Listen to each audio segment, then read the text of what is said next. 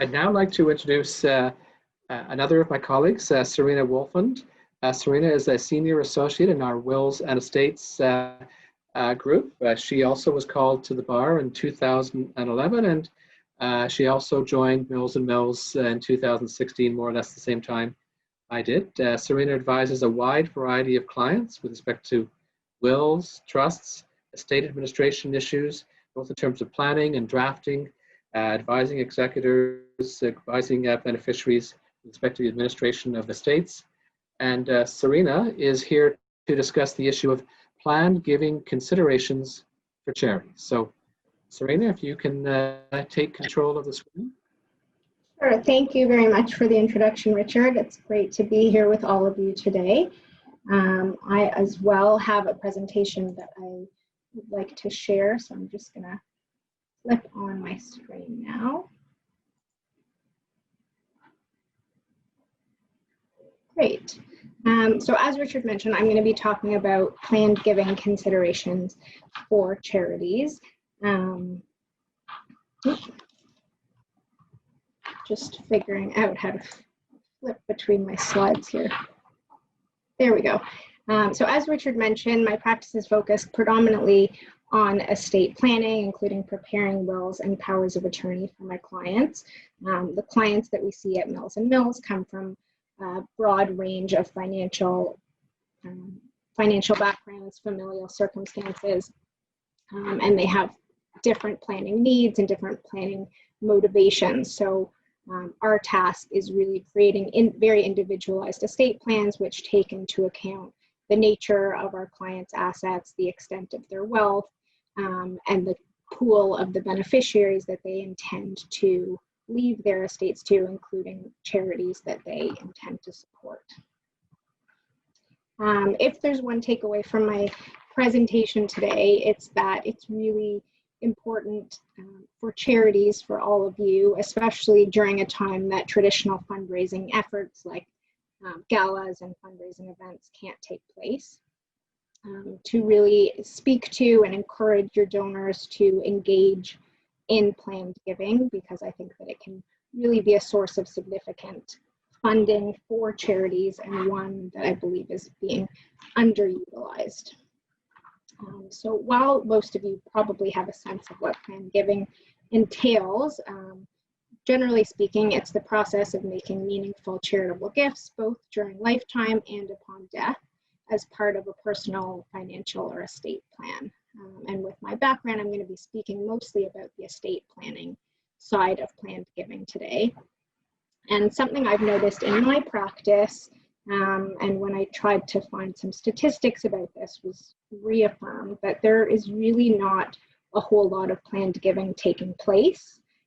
It seems like less than 10% of Canadians are leaving to charities from their estates.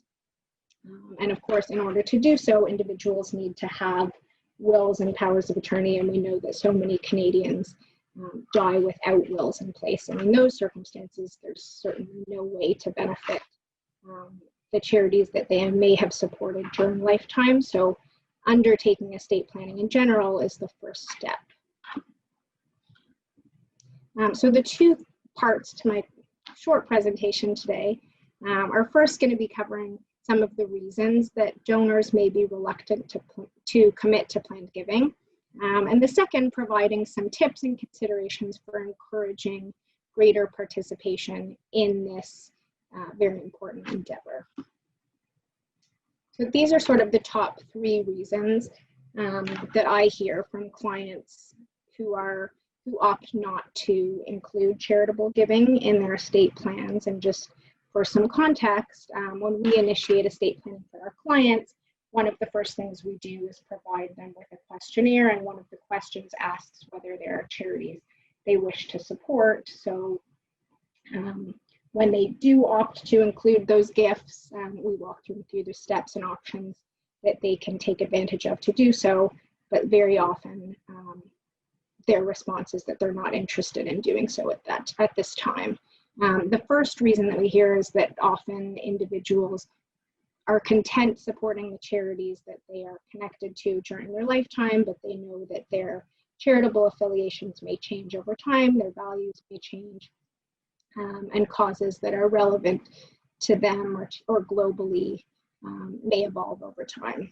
The second is uncertainty about how much their estate may be worth at the time of their passing, and concern that if they carve out a portion of their estate assets for charities, that they will be leaving an insufficient gift for their dependents. And for this reason, sometimes when charities are included, they're listed as the last resort. So the gift only goes to the charity if all other family members or lineal descendants, we can say, have also passed. And so it's quite a remote possibility that the charity ends up receiving that gift.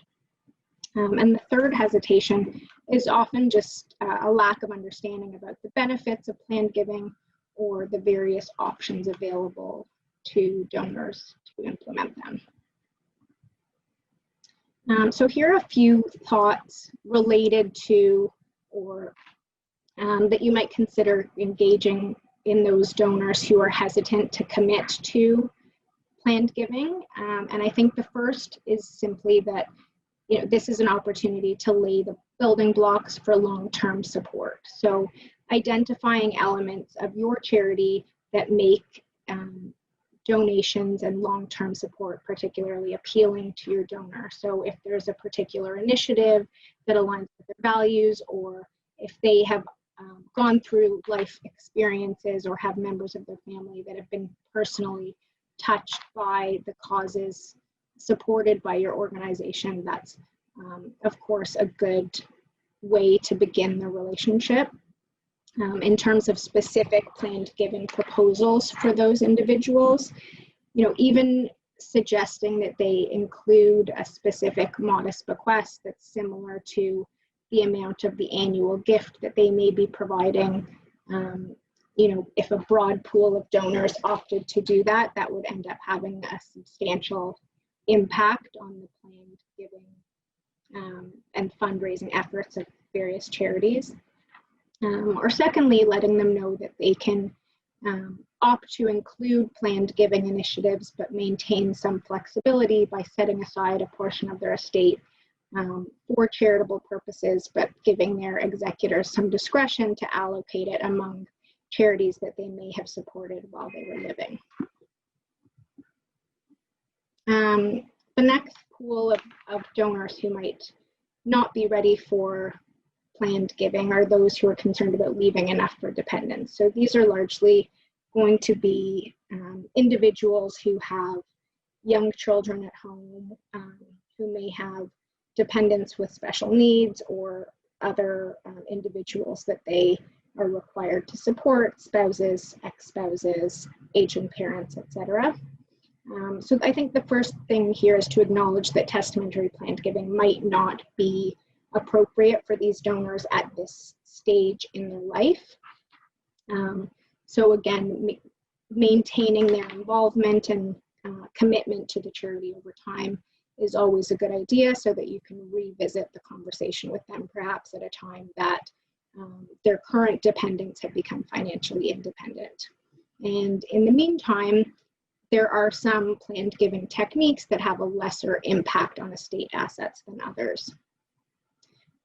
So as mentioned, just encouraging ongoing support to maintain their engagement with your organization, raising the possibility of allocating a portion of life insurance proceeds is sometimes appealing, because those are assets that pass outside of one's estate, and perhaps donors may be more inclined to provide a portion of those to charities, and that's also something that can be updated and changed without having to revisit one's will.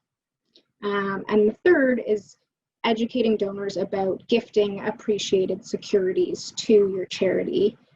The benefit there being that they can simultaneously maximize the value of the charitable gift, because the shares would be donated at fair market value, and at the same time minimize capital gains tax, because the estate will not have to pay that capital gains tax on the shares that are donated, whereas if they remained in the estate, that capital gains tax would become payable by the estate on the donor's death. So in turn, they can make the gift while at the same time maximizing what's left for the other beneficiaries. In terms of those who don't quite understand all of the options or benefits to planned giving, I've set out a little chart here, which simply aims to highlight the key benefits of various types of planned giving. So you'll see in the first column, it says specific bequest, and that means allocating a certain sum of money to a certain charity. This is popular for its simplicity and certainty. All the parties involved, so the donor, the executors, the other beneficiaries, and the charity itself, of course, know exactly what they're entitled to. There's not going to be a state dispute about that gift, so it's appealing for those reasons.